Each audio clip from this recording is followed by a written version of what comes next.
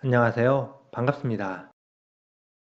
오늘은 명상과 스트레스에 대하여 알아보고자 합니다. 스트레스 하면 가장 먼저 떠오르는 것은 무엇인가요? 잠시 눈을 감고 아랫배로 깊이 심호흡을 하면서 최근에 자신이 스트레스 받은 것은 무엇이 있는지 두세 가지를 떠올려 보시기 바랍니다. 산과들의 꽃이 활짝 피어나면서 벚꽃 축제가 전국적으로 진행되고 있습니다. 그런데 미세먼지로 인하여 밖에 나가기 망설여지는 분들도 많을 것 같습니다. 우리는 스트레스 하면 정신적인 상황을 많이 떠올리게 되는데 명상 관점에서 보면 정신적인 스트레스는 70에서 80%, 물질적인 스트레스는 20에서 30% 정도입니다. 미세먼지는 바로 물질적인 스트레스에 해당하지요. 스트레스를 받으면 우리 몸에서는 어떤 변화가 일어날까요? 특히 명절에 고향, 시댁 등을 방문하면서 발생하는 것으로 알려져 있는 명절 스트레스를 받으면 어떤 사람은 배탈이 나고 어떤 사람은 몸살이 나는데 왜 그럴까요? 또한 취직과 퇴직, 결혼을 준비하는 신랑 신부도 탈이 나는 경우가 많이 있지요. 스트레스 호르몬에 대한 이야기는 많은 분들이 알고 계신데요. 만성 스트레스는 소화불량과 함께 유해한 세균이 위장, 소장, 대장에 증식하면서 비만과 질병을 초래하는 것으로 알려져 있습니다. 오늘은 첫째, 스트레스 냄새와 탁기, 둘째, 정신 스트레스와 물질 스트레스, 셋째, 명상을 통한 스트레스 관리에 대하여 말씀드리고자 합니다.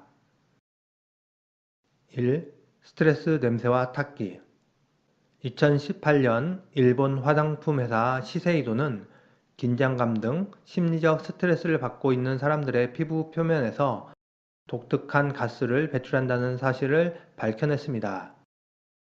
이 가스는 파나 부추에서 나는 냄새와 유사한 냄새가 나는데 이 가스를 주변 사람이 맡으면 스트레스를 받는 것도 실험을 통해 증명하였습니다. 즉, 인간의 스트레스는 독특한 화학 물질의 냄새를 통해서 주변에 전염된다는 것을 의미합니다. 이것을 스트레스 냄새라고 명명하였습니다. 깊은 호흡을 하면서 날숨으로 자신의 기운을 비우고 들숨으로 맑은 기운을 받다 보면 공통적으로 하는 체험 현상이 있습니다. 자신이 평소 느끼지 못했던 기운과 자신의 냄새, 주변 사람이나 공간의 기운과 냄새를 느끼게 되면서 맑은 것과 탁한 것을 구분하기 시작합니다.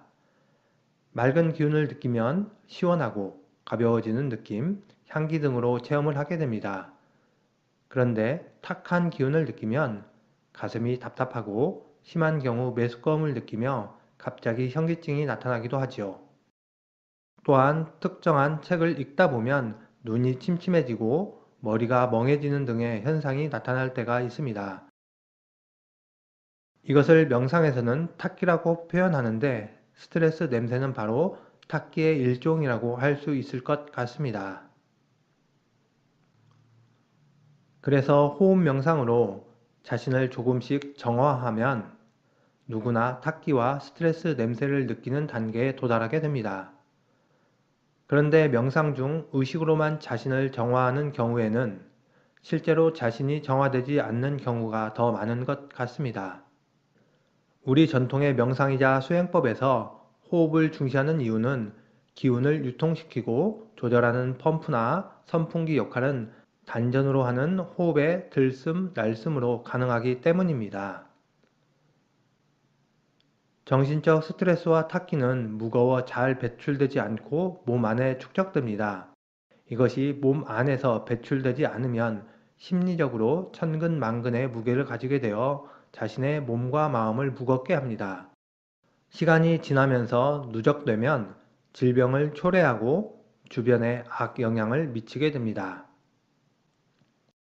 스트레스는 양면성이 있어서 적당하고 건강한 스트레스는 자신을 단련시키고 성장시키는 원동력으로 작용합니다. 그런데 이 스트레스가 자신이 감당할 수 없는 수준에 도달하면 자신을 병들게 하고 심하면 폐인이 되기도 하지요. 유학의 고전 중 하나인 맹자 고자편을 보면 큰 그릇의 사람은 하늘에서 그 마음을 시험하기 위해서 몸의 근육을 피곤하게 하고 마음을 괴롭게 한다는 구절이 있습니다. 이것을 선명상의 관점에서 보면 스트레스를 통한 고통은 영성을 개발하는 직접적인 동인으로 괴로움을 통해 새로운 사고를 할 수 있는 각성의 기회를 준다는 것으로 이해할 수 있을 것 같습니다. 스트레스라는 용어는 물리학을 포함한 과학과 사회, 경제 측면 등 다양한 곳에서 공통적으로 사용하고 있습니다. 어떤 사람이 인적이 드문 숲속 정글을 걸어가고 있는데 갑자기 호랑이나 곰 같은 맹수가 앞에 나타났습니다. 이때 사람은 놀라면서 긴장을 하게 되고 맞서 싸울 것인가 36개의 주랭랑을 칠 것인가를 최대한 빠른 시간 안에 결정을 해야겠지요. 자신이 이런 상황에 직면한다면 어떤 선택을 하시겠습니까?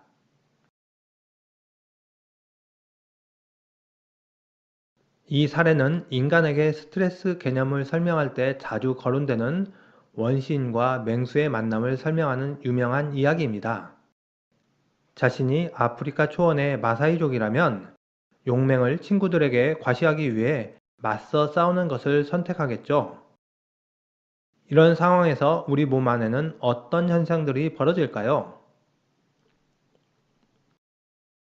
가장 먼저 인체의 생명유지 시스템 중 하나인 자율신경은 부교감신경을 억제하고 교감신경을 활성화시키며 인체 내에서는 아드레날린 호르몬이 폭발력으로 증가하는 것으로 알려져 있습니다.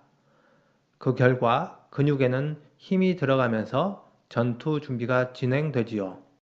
전투를 위해서는 가장 중요한 것이 힘이나 에너지가 필요하기 때문에 음식으로 섭취해서 저장하고 있던 영양분과 산소를 근육에 전달하기 위해서 심장 박동과 호흡수가 급격히 증가되며 긴장 상태를 유지하게 됩니다. 그 후 스트레스 긴장 상황이 해제되면 교감신경 활성 상태에서 부교감신경 활성으로 자율신경 시스템이 변화됩니다. 이 과정에서 우리 몸의 근육에 힘이 빠지며 팔다리에 힘이 들어가지 않아서 기진맥진하여 주저앉거나 안도의 한숨을 후 하고 길게 내쉬게 되죠. 누구나 삶을 살아가면서 이런 경험은 최소 한두 번 정도는 해보셨을 것이라 추측이 됩니다. 자율신경 중 교감신경이 항진, 즉 활성화되면 소화작용이 멈추고 눈의 동공이 확장되고 입안에 침이 마르고 심하면 입이 타는 느낌이 들며 지방으로 저장되어 있던 영양소가 단백질종으로 변환된다고 알려져 있습니다. 그리고 긴장으로 인하여 심장이 요동치는 것을 느끼게 되고 근육에 힘이 들어가는데 순간적으로 이를 너무 세게 악물어서 턱 근육에 담이 걸려서 제대로 입을 움직이지 못하는 경우도 있습니다. 심하면 화가 너무 나서 입을 앙다물었을 때 너무 강하게 자주 하다 보면 이빨이 모두 나간다고 표현하기도 하죠. 그래서 임플란트 시술비 많이 들어가신 분들이 종종 계시더군요. 반대로 부교감 신경이 활성화되면 혈액순환이 느려지고 눈의 동공이 작아지죠. 입안에 침이 고이고 소화작용이 촉진됩니다. 여기서 살펴볼 점은 자율신경 중 교감신경이 흥분 상태에서 벌어지는 일입니다. 그 과정에서 근육에 공급된 영양분이 산소와 만나 산화되는 과정에서 부산물로 젖산이 증가하고 불완전 연소로 인하여 유해 성분이 근육과 혈액에서 제대로 배출되지 못하고 축적됩니다. 근육 속 젖산의 증가는 근육통의 원인을 제공하는 것으로 알려져 있습니다. 등산, 달리기와 같은 근육의 순간적이고 적당한 스트레스는 몸속에 영양분을 소비하고 근력을 단련하는 등 유익한 점이 많이 있습니다. 하지만 심리적 요인에 만성 스트레스나 자신이 감당하지 못하는 수준의 갑작스러운 충격 스트레스는 우울감, 불안감, 지속적인 소화불량, 만성 근육통 등을 유발하게 됩니다. 미국 스트레스 연구소의 연구 결과에 의하면 병원에 입원하는 환자의 75에서 90%는 슬픔, 불안, 분노, 고독감 혹은 공포감 등과 같은 스트레스가 그 원인이라고 발표하였습니다.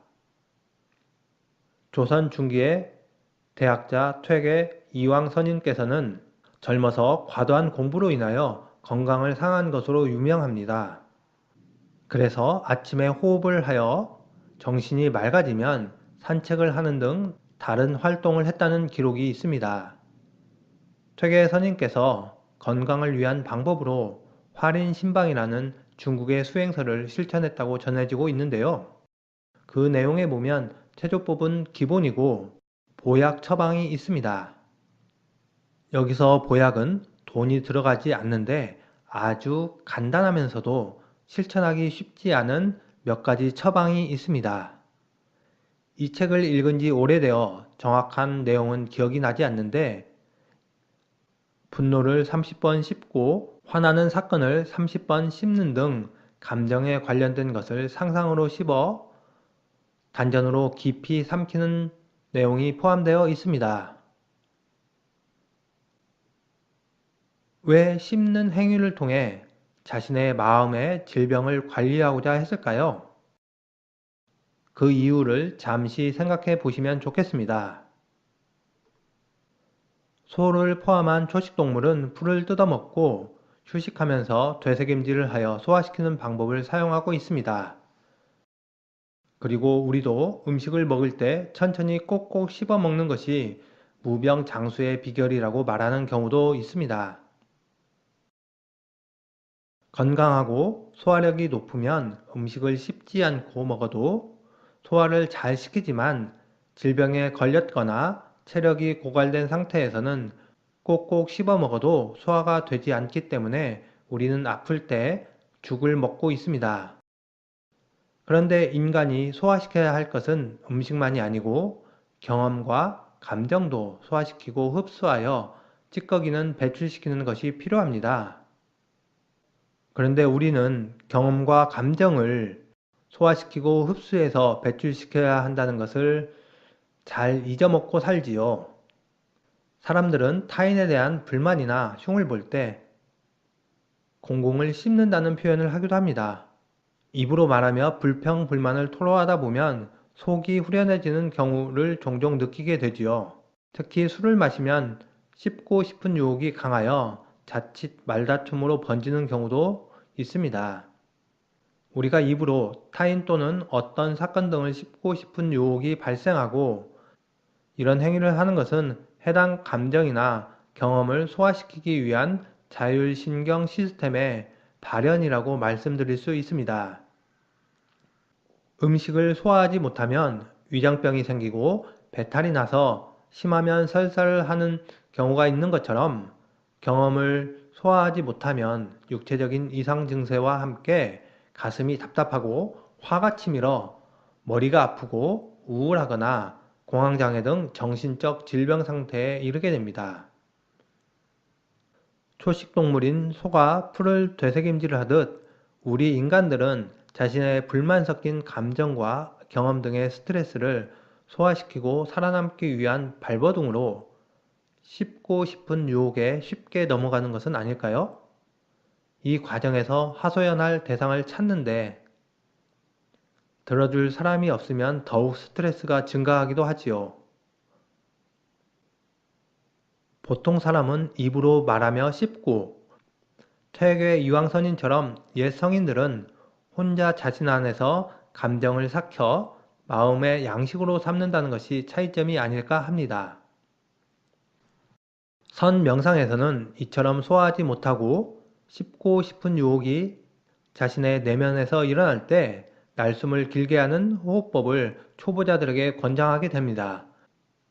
그리고 꾸준한 지감 훈련을 통해서 자신의 감정을 자유롭게 다스릴 수 있는 상태가 됩니다.